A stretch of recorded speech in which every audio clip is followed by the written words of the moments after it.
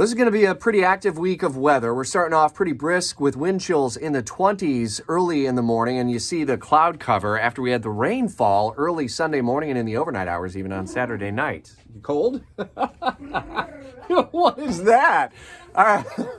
Bellino over here, already cold. We're all layered up today, and it only gets colder from here. The first alert 5-day forecast is coming your way throughout Jacksonville's morning news, and throughout the week, keep close tabs on the changing weather conditions. We are still on tap for that wintry mix come Tuesday night into Wednesday. Right now, the first alert forecast is calling for a mix of sleet / freezing rain / just cold rain.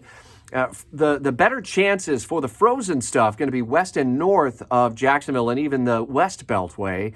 And then the farther east and south you get, the less the chances of that frozen precipitation. But it could really just be a matter of degrees and location that ultimately determine whether we see icing of roads or sleet or maybe even snow in parts of the listening area. We're going to be carefully tracking that over the next couple of days and certainly be following any potential impacts and implications on schools and businesses. So far on this King holiday, the only thing that has been scrubbed officially is the city of Jacksonville's Dr. Martin Luther King Jr. parade.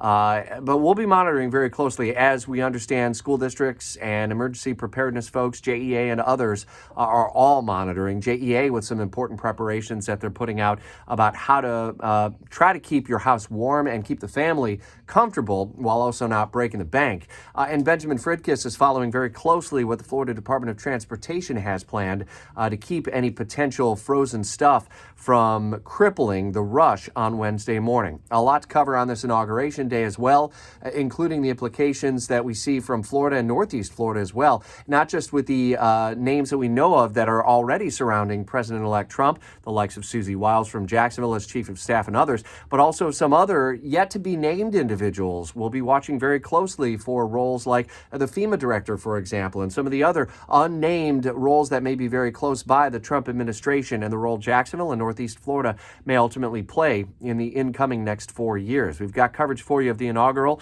Don't forget, we've got Brian Kilmeade, who will be in D.C.